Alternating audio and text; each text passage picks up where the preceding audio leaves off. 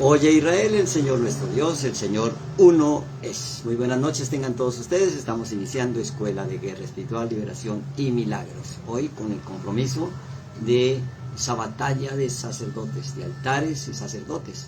Hoy tenemos la responsabilidad, aquellos que han despertado la conciencia, unirnos en esta oración para establecer el verdadero celo, no religioso ni el celo por las cosas externas, ni el celo de poder, ni los celos por tener más dinero o tener las cosas más costosas. Ese es un celo del mundo exterior, que obviamente viene de un celo del reino interior, del mundo interior. El celo por el altar del Señor es desde adentro. Y cuando afuera se están estableciendo ganancias solamente en lo material, dejando de un lado lo espiritual, es cuando viene el verdadero celo por el sacerdocio, que es el simbolismo de conectar lo humano con lo divino. Cuando nos quedamos solamente en lo humano, entonces hay celo, porque el Todopoderoso es espíritu y Él quiere que hagamos todo desde el espíritu. Y por eso que vienen las contradicciones. El celo del Creador no es como el celo del humano, el celo del esposo por la esposa, quizás por alguna infidelidad. Esto viene de una sustancia más elevada y es con el solo hecho de pensarlo. Allí nace el celo del sacerdocio real, del sacerdocio de Melquisedec. Y entonces, pues podemos nosotros entender que iniciando ese sacerdocio, el real sacerdocio, pues podemos curar todo, porque la sanidad no se trata de que la enfermedad desaparezca. De lo que se trata es que nos deje una enseñanza, que podamos reparar en la emoción aquello que provocó ese colapso, esa enfermedad. Llámese en la economía, puede ser en la salud biológica, en la área de nuestro cuerpo, en la salud emocional, en la salud mental. Todo viene de un programa interno, de ese mapa de las emociones o de la carroza divina. Es allí donde aparece el celo por el altar del Señor. Y por eso Elías, el profeta Eliyahu, lo primero que hace es restaurar el altar del Señor que estaba en ruinas. Y es allí donde desafía a los sacerdotes de Baal y a los profetas de Acera. Y entonces estuvimos en la mañana explicando esa pequeña parte donde, si la lográramos entender, podemos avivar el fuego del Espíritu y obtener ese viaje en la carroza divina, en la Merkabah, en el carro de Elías. Es por eso que si falta la lluvia, o sea, todo esto desencadena porque no había lluvia. Estaban definiendo cuál era el verdadero sacerdocio. Entonces los sacerdotes de Baal se les dio su animal de sacrificio y Elías se quedó con el que le pertenecía a él. Y ahora, al demostrar que el fuego del Eterno estaba con el profeta Elías, él nos deja un mapa, que es el mismo mapa de los 10 leyes o enunciados que se nos dieron en el monte Sinaí. Y cuando se usa otro modelo, otro mapa diferente, otro camino distinto, es allí donde no se enciende el fuego del Espíritu, sino un fuego extraño. Es allí donde se construye, en lugar de un altar, se construye un becerro de oro. Todas estas son alegorías, porque cuando falta la lluvia, la semilla no germina. Y en la semilla está el gen, las memorias de todo.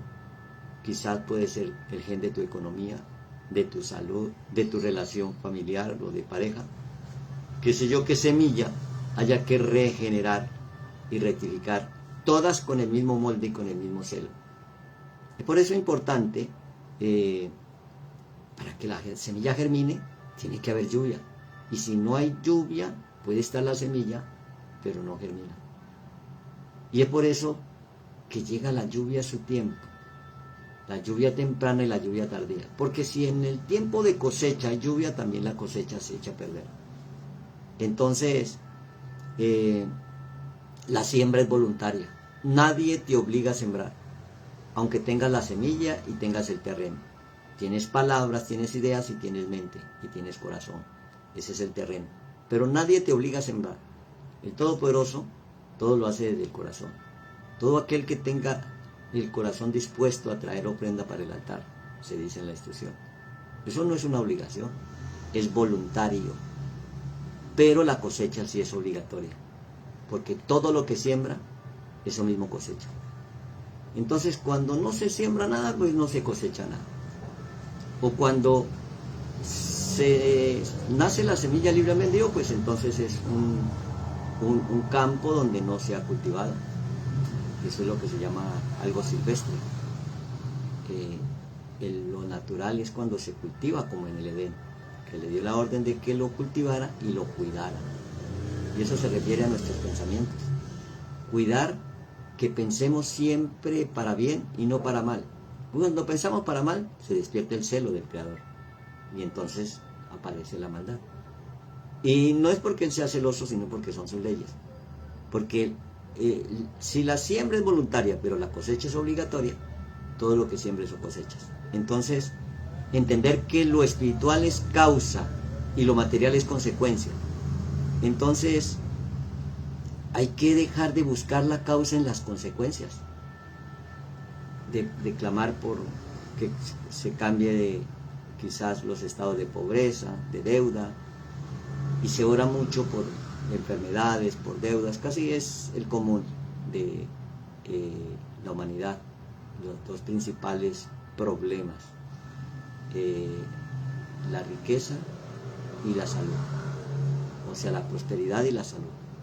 Pero si lo espiritual es la causa y lo material es la consecuencia, entonces ¿para qué buscamos lo material? Que son añadiduras. Pues vamos a buscar lo espiritual, porque no cambia, nada cambia si no cambia la energía que provoca eso. Esa energía que está dentro de ti y dentro de mí. Si hay pobreza es porque hay energía de pobreza. Si hay deuda es porque hay energía de deuda. Si hay enfermedad es porque hay energía de enfermedad. O espíritu, se te queda un poquito difícil entender lo de la energía. Cámbielo por espíritu. Y entonces allí nace la guerra espiritual. Cuando le quitamos la atención al problema, recuperamos la energía, el poder que nos genera una fuerza energética, una autoridad. Cuando le quitamos la atención del problema, recuperamos nuestra energía. Entonces dejar de buscar la causa en las consecuencias. Y ese es el celo por el espíritu. Un vivo celo me consume. Yeshua le dijo a los que vendían las palomas, quiten de aquí esto y no hagan de la casa de mi padre casa de mercado. Pues bueno, eso fue lo que se hizo, porque cada religión creó su mercadería y vende sus inciensos y sus esencias aromáticas. Entonces, cuando los discípulos vieron eso, dice que se acordaron sus discípulos que estaba escrito, el celo de tu casa me consume. Note, celo de tu casa. O sea, la casa no es el lugar externo, esa es la consecuencia. La casa es el lugar interno, en nuestro ser interior. Entonces tu cuerpo es la estructura y lo que hay dentro es lo que son los enseres de la casa. Lo que hay dentro es lo que hay que ordenar y reedificar, ese templo. Y para eso se necesita un celo que consume. Entonces, por eso Yeshua dijo, bueno, ¿qué señales nos das de que tú destruye este templo y yo lo restauraré en 3 días? Le dijo Yeshua a los que le protestaban por lo que había hecho. Destruye este templo que yo en 3 días lo levanto. Entonces, ¿qué les estaba diciendo? Si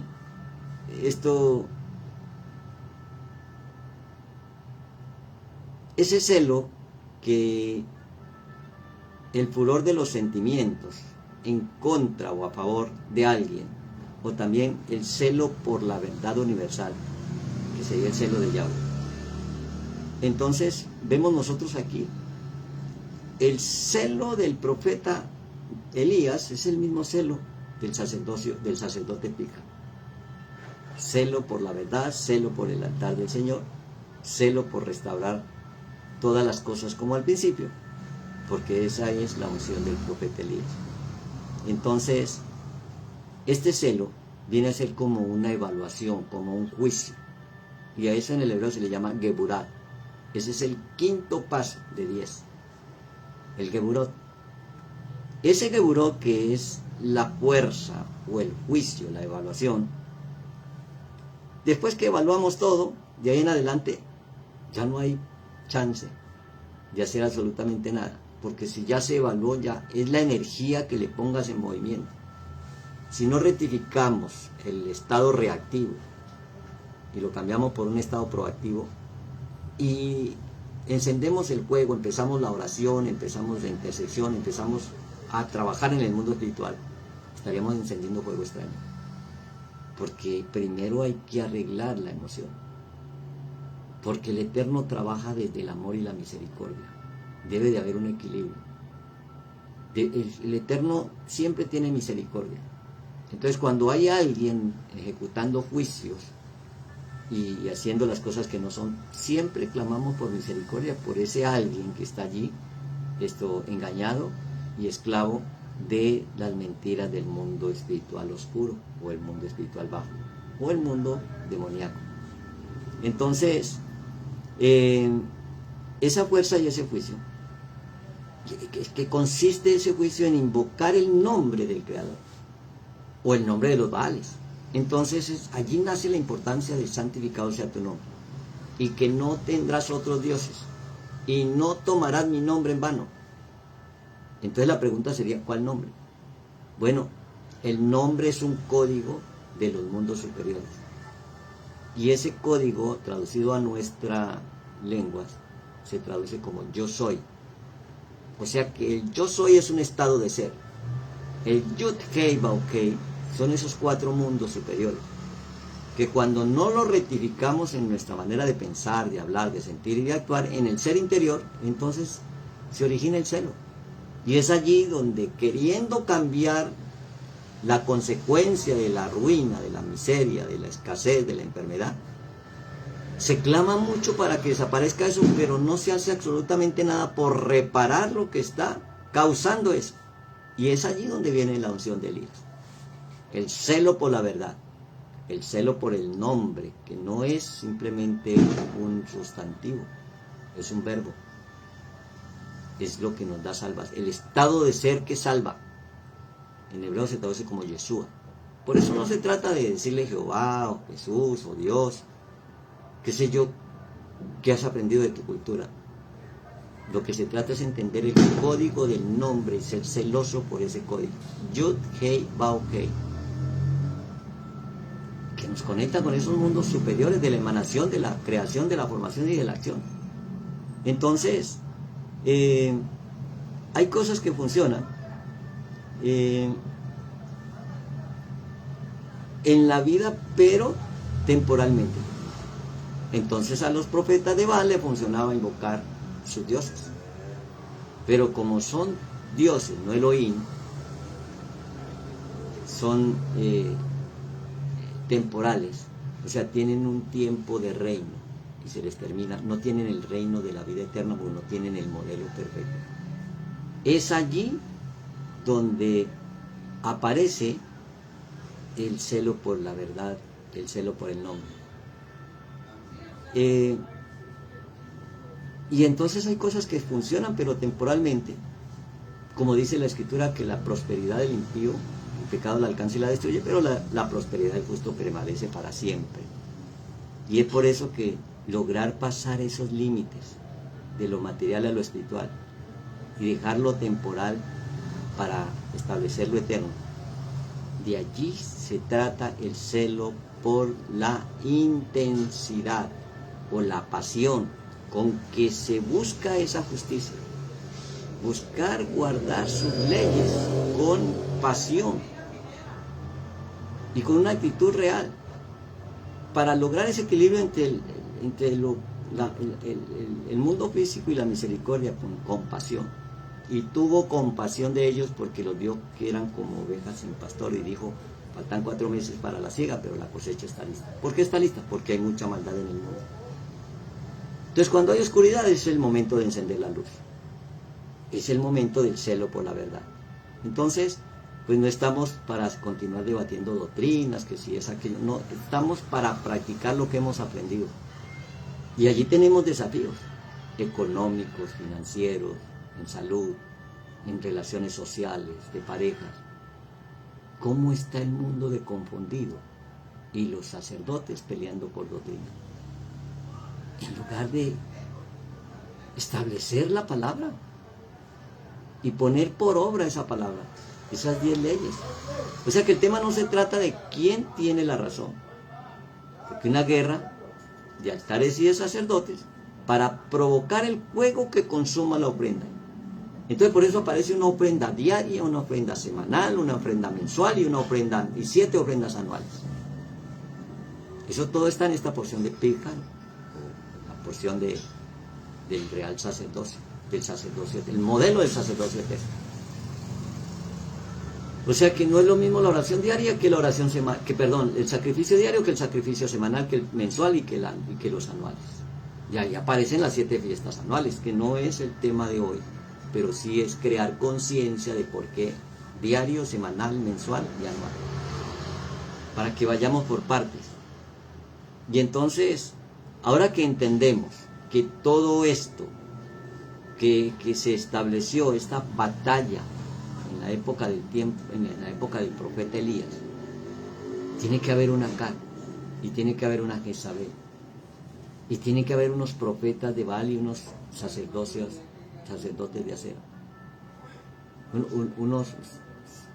estos sacerdotes de Baal y profetas de Acera. Entonces, ¿dónde estamos?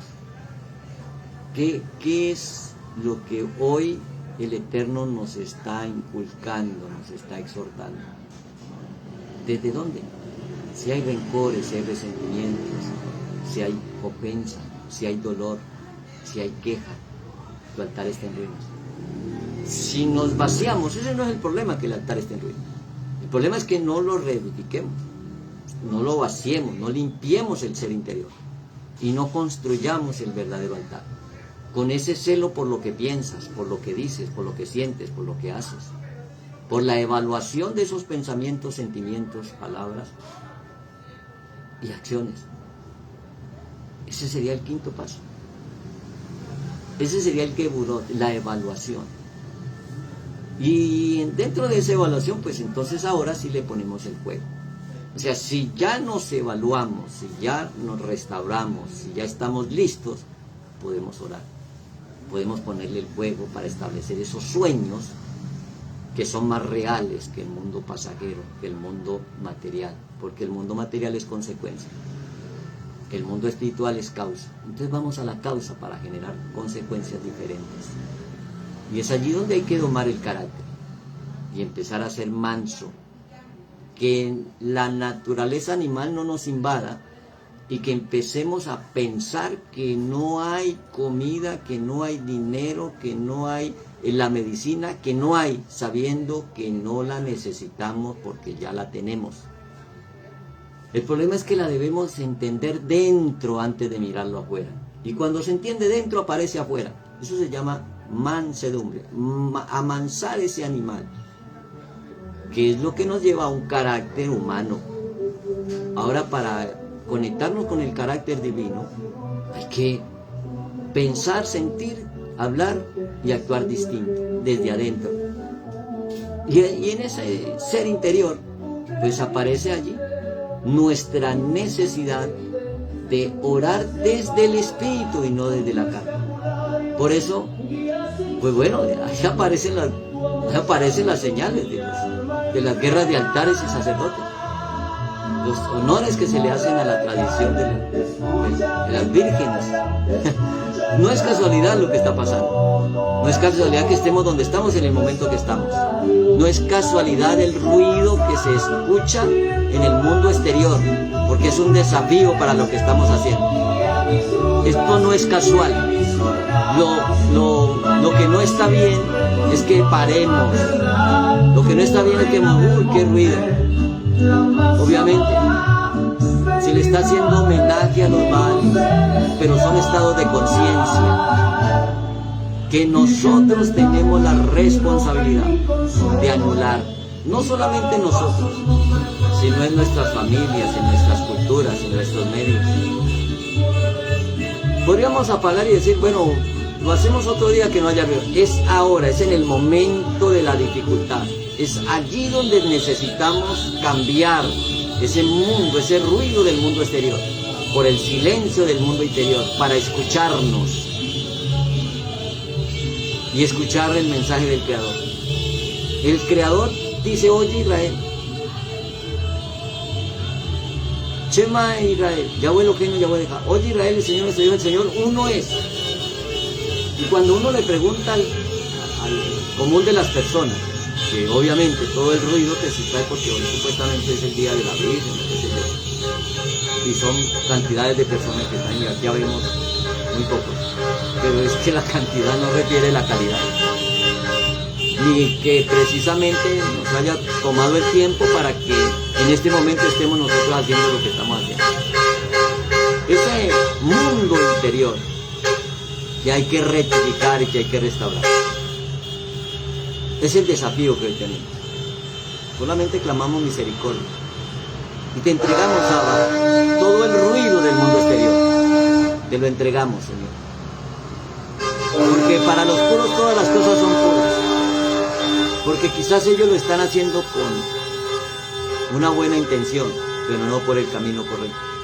Tú que conoces los misterios, tú que sabes los momentos, los tiempos, tú que sabes lo que se manifiesta, lo que pasamos y experimentamos en esta vida, a ti te lo entregamos, Señor Rey nuestro. Por tu idolatría, la cual ha sido causa de tu ruina, dice el Salmo, oye Israel, escucha, yo soy Yahweh que te saqué de la esclavitud de Egipto, y no tendrás otros dioses. Pues no necesariamente sentimos dolor porque están adorando otros dioses. Lo que sentimos es una necesidad de anular todo rito pagano y quitarle la fuerza al estafador, al mentiroso y al falso profeta. Elías tuvo que enfrentar, Eliyahu tuvo que enfrentar 450 profetas de Baal y 400 sacerdotes de Acera.